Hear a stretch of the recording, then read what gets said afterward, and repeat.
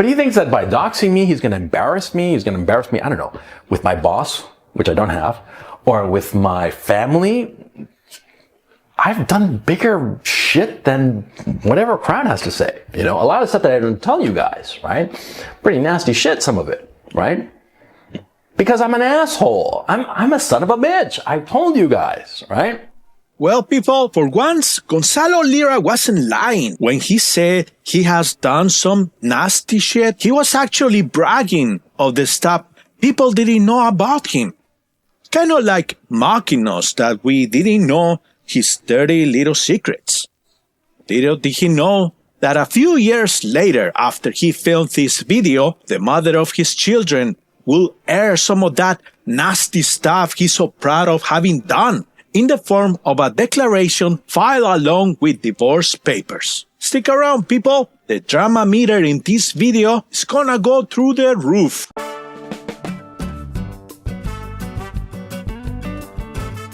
The Facts Hunter.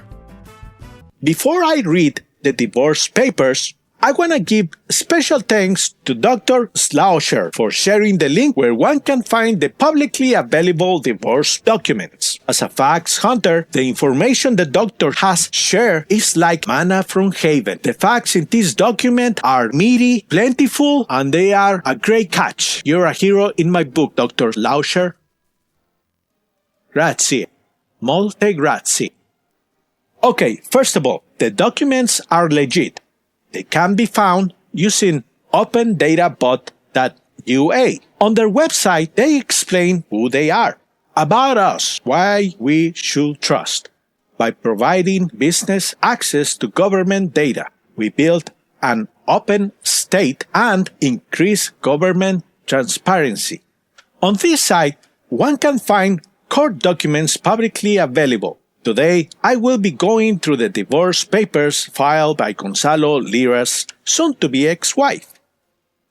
Gonzalo's soon-to-be ex-wife filed for divorce on March 10, 2021, and she made some wild accusations. Now, some quick things I want to say about the legitimacy of her statements and why I believe them. First, these are legal documents filed in a courtroom. Any false claims and fake documentation can be punishable, so I believe the mother of Gonzalo's children will not risk getting penalized for making false accusations in a court of law, especially risking losing custody for her children, so I do believe she is stating the truth. And second, Gonzalo could have raised an objection by making a counterclaim, objecting that she was lying and making up horrible accusations that could ruin his reputation. However, he never did. The only counterclaims Gonzalo did was with regards to the claim that he offered to take his wife and kids with him while traveling abroad, but she declined. Everything else in her statements, Gonzalo fully accepts. And now, let's begin.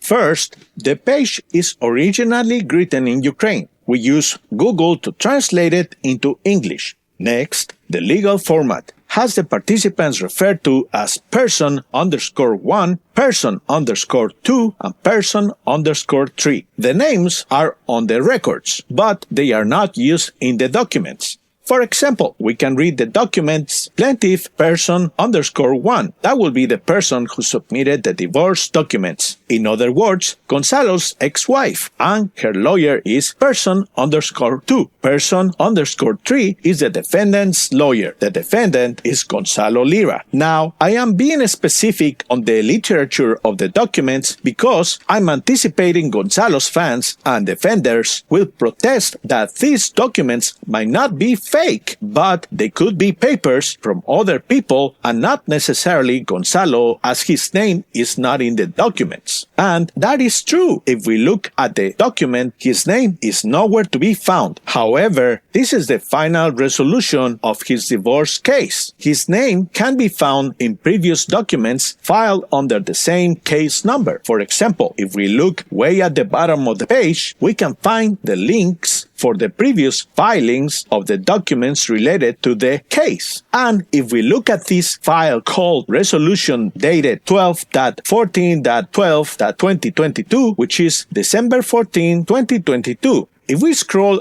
all the way to the bottom, we can read who the defendant in the case is. Gonzalo Lira Lopez. So this document is long. We're talking 7 to 8 pages long, but we're going to focus only on 3 sections. The setup, where all the media information is located, the responses made by Gonzalo to his ex-wife's claims found in the setup section. Side note, this can be considered to be the objections raised by Gonzalo to the accusations made by his ex-wife. The decided section, where the court is laying down the resolution it has reached. In between the responses and the decided section, there are long paragraphs that explain the steps the court took to reach its verdict. I'll be leaving the links to the documents on the descriptions below. Please feel free to go through them yourself. I want to keep this video fairly short, so let's get started. The setup. On March 10, 2021, the plaintiff person_1 filed a lawsuit against person_4 to determine the place of residence of the children with their mother, divorced. In the justification of the claim, it is stated that she is married to the defendant, from whom children were born, person_5, information_1, and person_6, information_2. The children were born in the Republic of Chile and have been citizens of Ukraine since birth. The defendant has citizenship of Republic of Chile and the United States. Children, in addition to the citizenship of Ukraine, have the citizenship of the Republic of Chile and the USA. In November 2016, she, her husband, and 2 children moved to Ukraine with the aim of further joint permanent residence. However, 2 places later, the man went, as he said, to Great Britain to work. Then, according to him, he worked in other countries since January 2017, and until now, the defendant does not live together with the plaintiff and the children in the same family, and only periodically comes to Ukraine. Well, in this section, we've learned that Gonzalo's children have a triple citizenship naturalization title, where they have citizenship of both Chile and the US, and also Ukraine. This is important to keep in mind, as it will come into play later. We can also verify the validity of the claims that Gonzalo does not live together with the plaintiff and the children in the same family, and only periodically comes to Ukraine since January 2017 and until now, March 2021. I don't want to get ahead of myself, but this is one of the only 3 sections of the entire setup where Gonzalo raised an objection. It's important to remember this. Let's continue. During the defendant's stay outside Ukraine in March 2018, she received a message on her phone from an unknown woman who said that she had been in a relationship with her husband for a year, and also asked if it was true that they had broken up. At present, marital relations with the defendant are terminated. There is no mutual understanding. Family life did not develop due to the incompatibility of characters. Quarrels and conflicts arose on this occasion. This section points out the potential moment Gonzalo's marriage began to crumble. And for people who might be wondering how long these two have been married, the records show a few pages down below when they got married. Quote, "It was established in the court session and for the case materials that person_7 and person_1 were married on March 14, 2013 in the Civil Status and Identification Office of the Republic of Chile, Vitacura District, record number 220.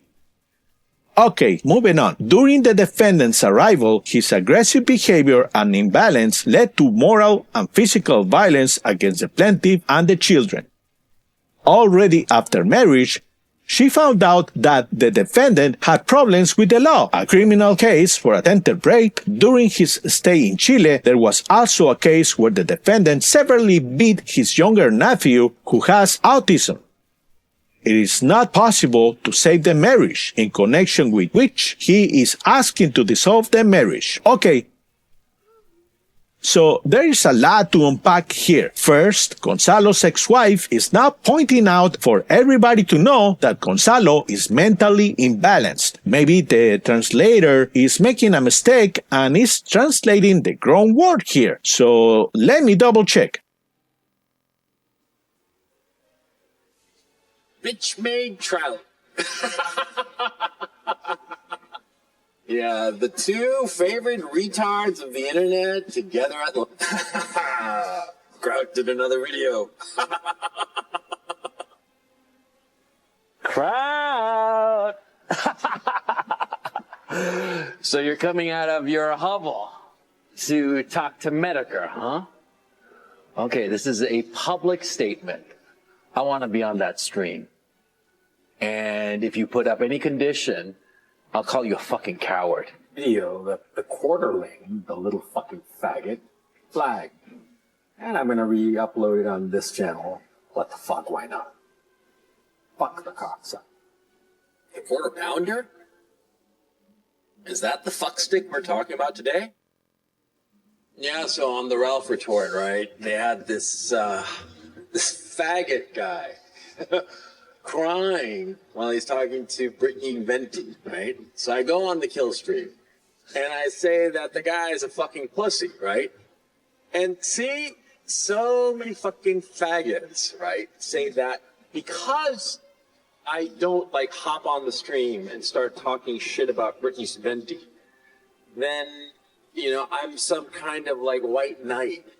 Oh, god damn. I mean, like, you know, it's not that, you know, putting down one shithead, one faggot pussy bitch who had a meltdown in front of a woman like this asshole did. It doesn't mean that I'm like on Brittany Venti's side, okay? Because I'm not.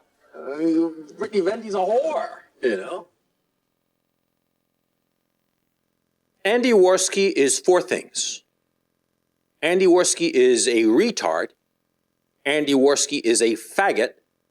Andy Worski is a liar, and Andy Worski is a piece of shit. That's all the check I need.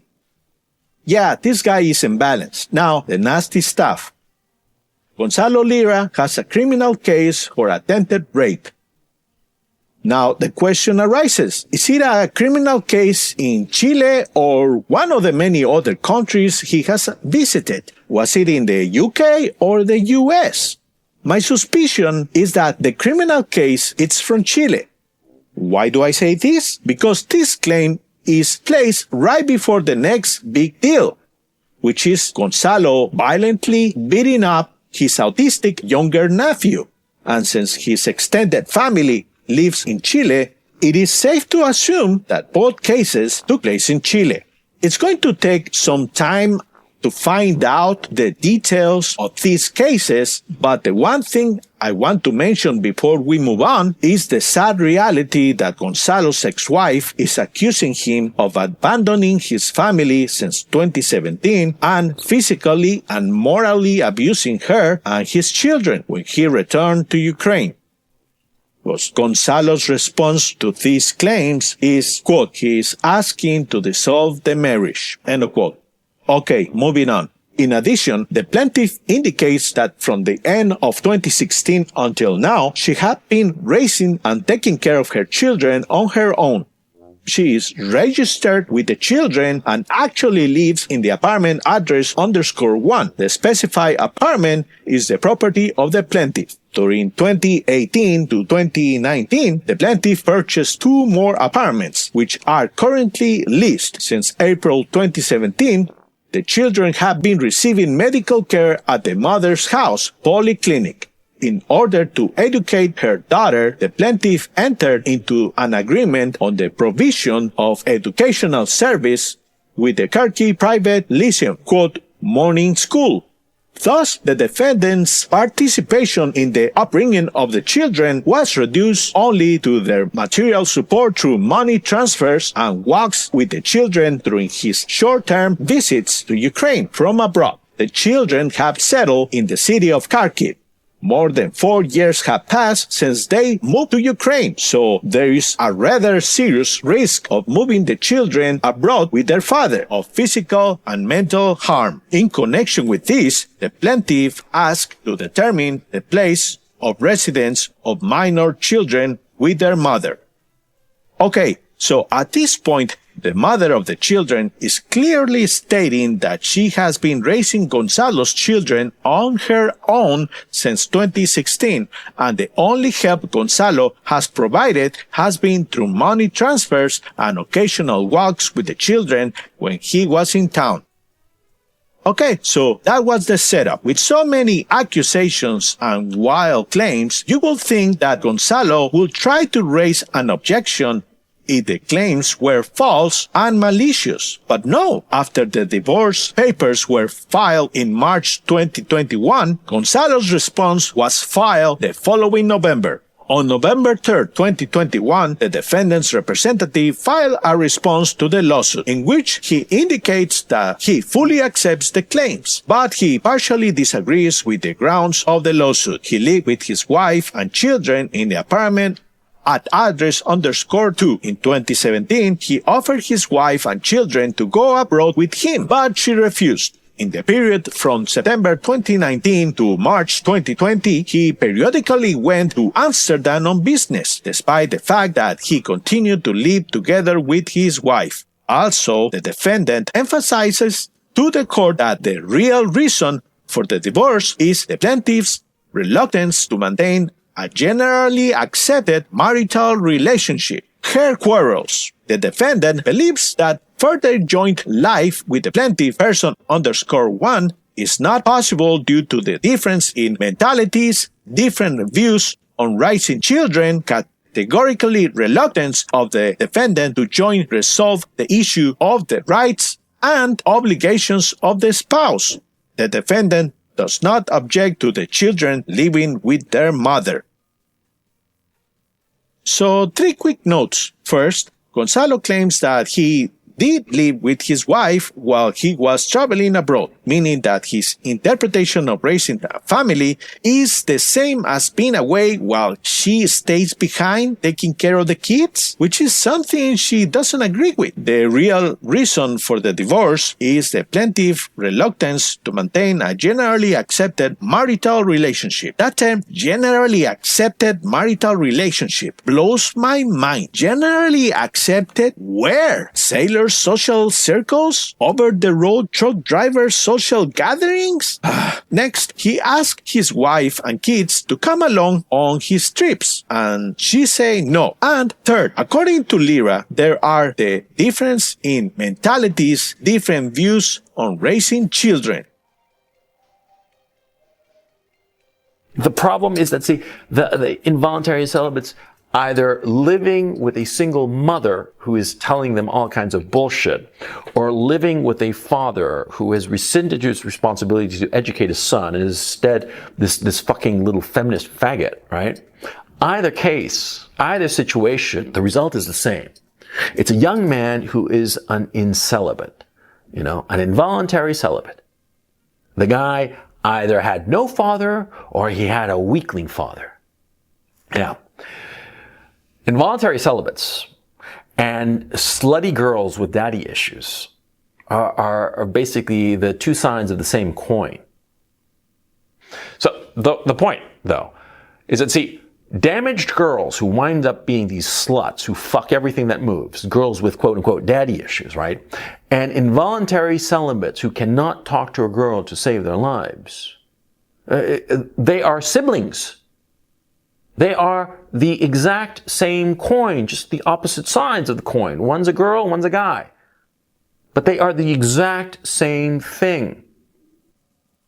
On November 9th, 2021, the defendant, person _4, filed a counterclaim to determine the method of participation in raising children, in the justification of which he stated that the plaintiff can communicate with the children only once a week, but he believes that in order to maintain a full-fledged family relationship between the father and the children, he could spend school days with the children and travel with them. In connection with this, the plaintiff in the counterclaim asks to be given the opportunity to personally communicate with the children once a week, every Saturday from 10 a.m. to 6 p.m.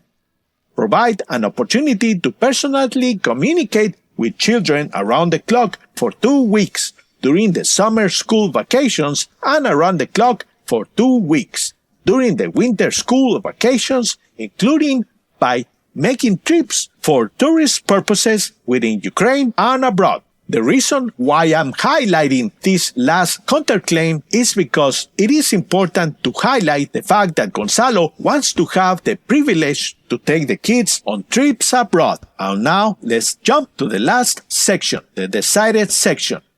And I'm just gonna highlight 3 quick notes. First, the children are staying with the mother. 2, the marriage which took place in Chile is officially to be dissolved. And 3, Gonzalo can take the kids on trips within Ukraine only, without the supervision of the mother, but he is not allowed to take the kids outside Ukraine, meaning Gonzalo's ex-wife is aware that Gonzalo might try to take the kids back to the US or Chile and keep them there since the kids have citizenship in those countries. Maybe taking the kids away from her just out of spite, since he's clearly not interested in raising them himself. But the kid's mother is not dumb and seems to know Gonzalo's slimy snake-like nature. Okay, closing paragraphs. After some reflection on the deeper meaning of these divorce documents, the time frame we read from the data creates a reflection of the transformation one can witness in Gonzalo's image and behavior. His first documented videos come from not other than RT News, good old Russian state-paid media. At the time, he was portraying an image of confidence as he was trying to make a career as an economist blogger. Next, he went into the dating and lifestyle business while investing in the markets on the side. And finally, he transitioned into the geopolitical field, where for once, he didn't fail forward. In all of his previous fields, Gonzalo was operating under the philosophy of fake it till you make it. He didn't have any certified training in any of the fields he was performing, but his natural overconfidence rooted in his Chilean high society class upbringings helped him persuade people into believing that he was some sort of self-made successful man. But as we can see, his transitions are virtually demarcated, from newlywed to absentee father to divorce and finally to deadbeat conspiracy theorist Russian propagandist. Throughout his life, he has constantly failed forward by creating a fake image of success, making a quick profit, and jumping ship to the next grief, till finally he landed in prison. With regards to the case of attempted rape, we need to learn the details before making any judgments. So, in the absence of details, let's look at what we know about Gonzalo right now. First, we know that he was previously convicted of sexual assault while he was in Dartmouth, and we have plenty of video of him admitting of being sexually aggressive towards women he's interested in, and that he wants to pass his knowledge to his son. That's a fact. The worst, of course, are those fathers. You know, they're at home, they're like good providers, all the rest of it, and they believe the nonsense, the feminist bullshit, and they teach it to their son. Oh man, that guy is going to be a fucking involuntary celibate for the rest of his fucking life, right? Because he's going to grow up to be afraid of women. Okay? Because a lot of these men, these fathers, who are quote unquote feminists, it's that they're fucking terrified of women. And they teach that fear to their kid. And that's what's going on. Yeah. A guy who's sexually successful, okay? What does he teach his kid? He teaches, oh man, chicks are easy. Don't worry about it. You know? And when the boy, you know, he's 12, 13, he starts going to his first parties, what's that guy going to tell him? I'll tell you what I'm going to tell my kid. I'm going to tell him to tell me everything he did at that party. And then I'm going to start telling him what he did wrong and what he did right and how to get the girl that he likes. That's what I'm going to do. Yeah? what is one of these feminist fathers going to do? Okay, or one of these weak fathers, one of these uxorious fathers who thinks that their wife is all that and more. He's going to say, oh, you have to respect women. You have to respect women and treat them nicely and be a good man. What is a son of a bitch asshole like me going to teach his kid? I'm going to teach him, man, oh, this is what you do, guy. You got to grab her by the hand, pull her away from her group, right? And just say that she's so hot and try to feel her up. That's what you got to do. Yeah, that's what I'm going to tell the kid. And because of this, he's going to start to, catch on that women aren't these like delicate little fucking flowers. Okay? He's going to catch on that women like to fool around as much as guys do. Yeah. With regards to the allegations of attempted rape and the physical abuse of Gonzalo's younger autistic nephew, looking into these cases will require some time and effort to find the details on the legal aspects and official investigations. As a facts hunter, I'm willing to get on the hunt, but I still have a ton of work trying to publish scripts on the Gonzalo Lira saga. But as soon as I find new information, I will publish it as fast as I can. In the meantime, but that's it for this video. If you, dear viewer, like this video and wanna see more, help the channel grow by clicking a like, share, and subscribe. Thanks again for watching. I'm a Facts Hunter. Have a good day and take care.